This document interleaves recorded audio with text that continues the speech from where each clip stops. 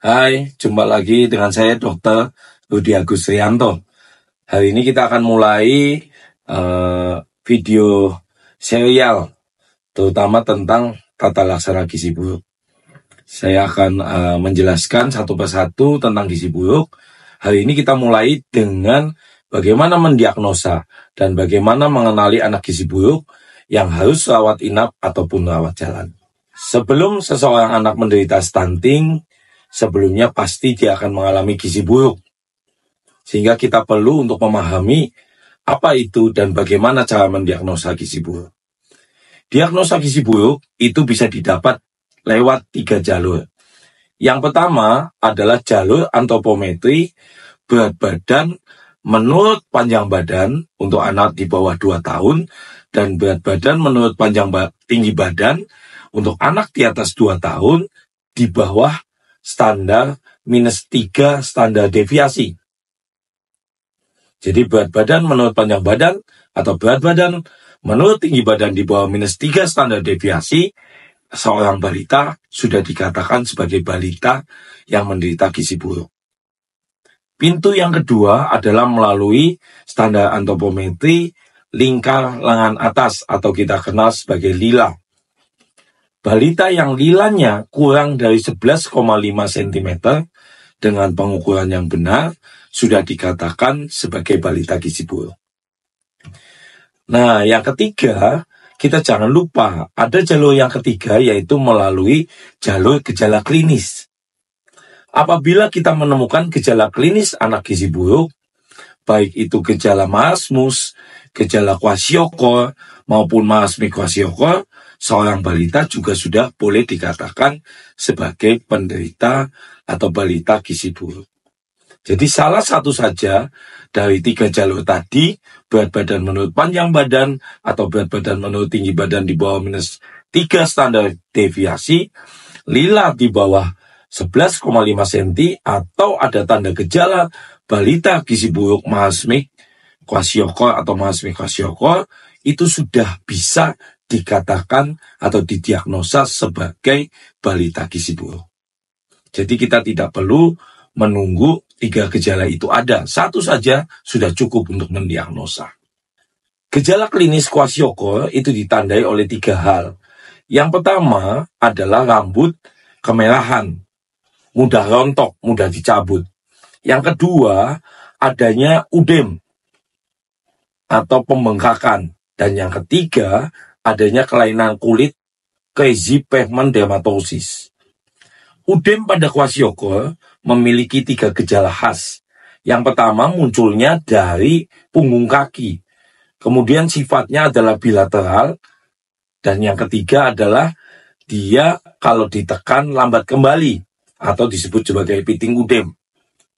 Kemudian yang disebut crazy pigment dermatosis itu adalah kelainan kulit berupa bercak-bercak warna merah muda yang pelan-pelan akan menjadi kecoklatan sampai kehitaman dan meluas dengan cepat.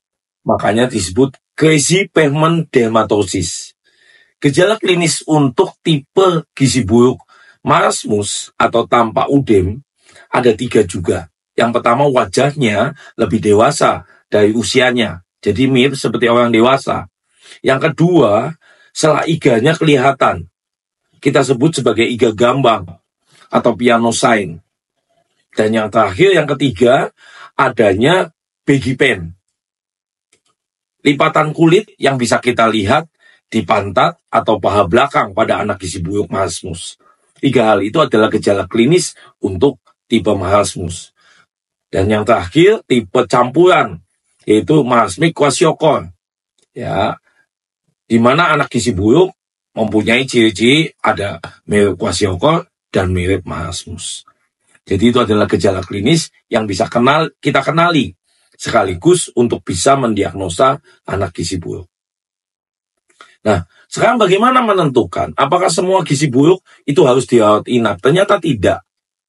Teman-teman, gizi buruk itu kita tentukan ada yang rawat inap dan rawat jalan. Rawat inap pun ada yang harus dirawat di rumah sakit, ada yang bisa di puskesmas rawat inap. Bagaimana cara membedakannya? Ada 5 jalan untuk membedakan. Apabila kita sudah mendiagnosa gizi buruk, seperti yang tadi saya sebutkan, kita akan melalui 5 jalan. Yang pertama adalah lihat usia atau umurnya. Kalau gizi buruk umurnya di bawah 6 bulan, itu adalah gizi buruk yang harus dirawat inap di rumah sakit. Kalau gizi buruknya di atas 6 bulan, kita akan masuk langkah kedua, yaitu melihat berat badan.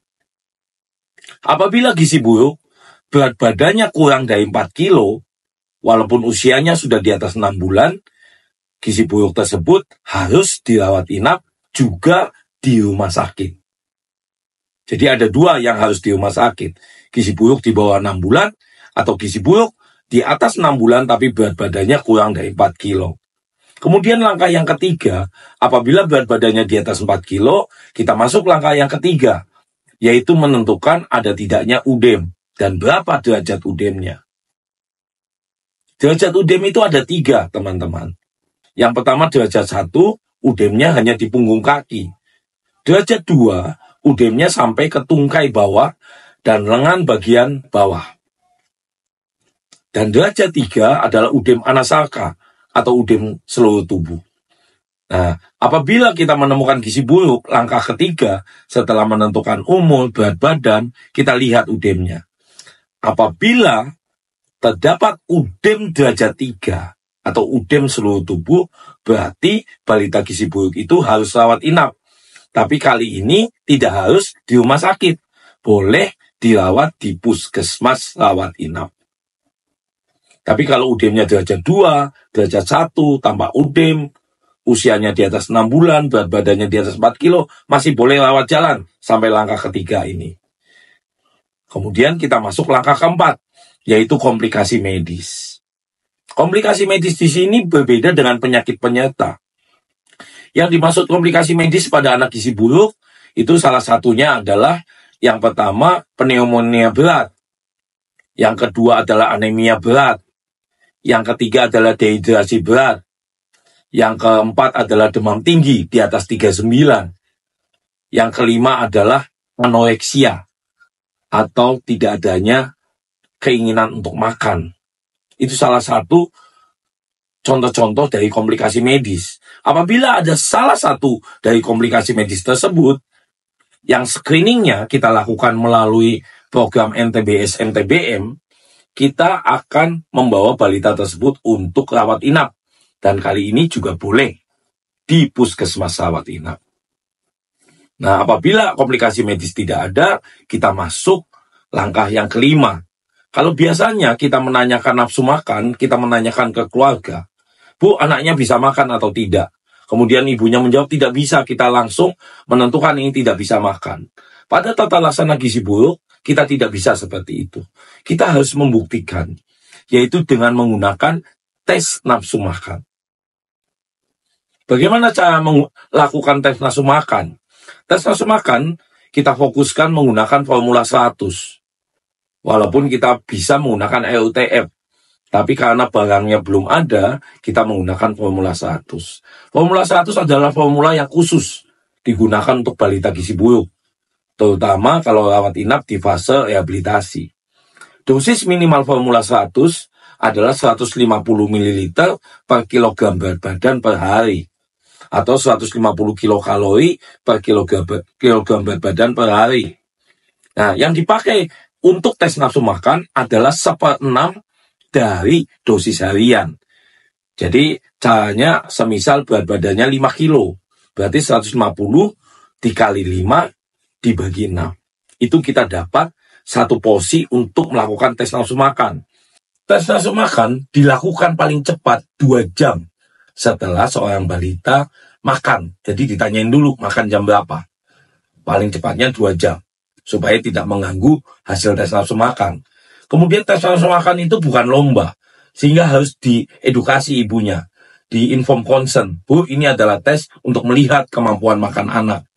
Tes nafsu makan dilakukan selama minimal setengah jam, sampai paling lama 1 jam.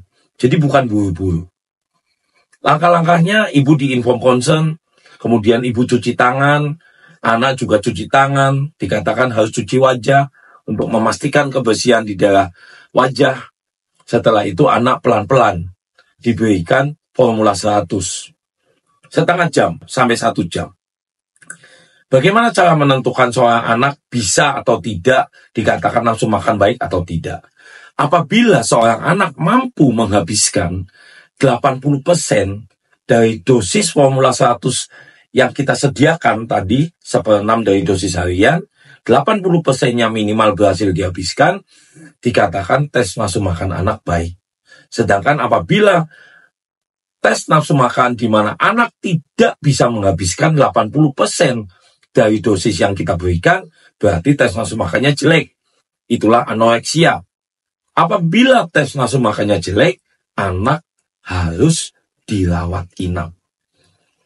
Walaupun tidak ada komplikasi medis, walaupun tidak ada UD, walaupun usianya di atas 6 bulan, berat badannya di atas 4 kilo, tapi apabila tes nafsu makannya jelek, seorang anak tetap harus dirawat inap.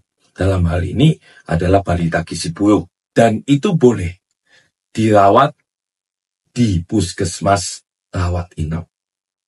Jadi teman-teman puskesmas rawat inap harus mengerti tugasnya. Tidak semua balita gizi buruk rawat inap harus di rumah sakit. Demikian teman-teman, cara menentukan diagnosa anak gizi buruk. Kalau boleh saya rangkum, ada 3 jalan: melalui berat badan, menurut panjang badan atau tinggi badan di bawah -3, lila di bawah 11,5, atau ada tanda gejala klinis. Salah satu saja, itu boleh untuk menentukan anak gizi buruk. Kemudian apabila menentukan rawat inap atau tidak, kita melalui 5 jalan, yaitu umur, berat badan, UDEM dan derajatnya, komplikasi medis, dan tes nafsu makan. Semoga mulai sekarang teman-teman semua sudah bisa dengan baik, dengan efektif, dengan cepat untuk menentukan bahwa anak ini menderita gizi buruk, dan bisa menentukan apakah rawat inap di rumah sakit, rawat inap di puskesmas rawat inap, ataupun bisa dilakukan rawat jalan oleh seluruh puskesmas yang ada di Indonesia. Demikian teman-teman, semoga ilmu kali ini bisa berguna untuk menambah wawasan teman-teman. Nantikan video saya selanjutnya dalam seri Tata Laksana Gizi Buruk, karena selanjutnya saya akan membahas tentang bagaimana tata laksana rawat jalan untuk balita gizi buruk. Tetap semangat, salam sehat.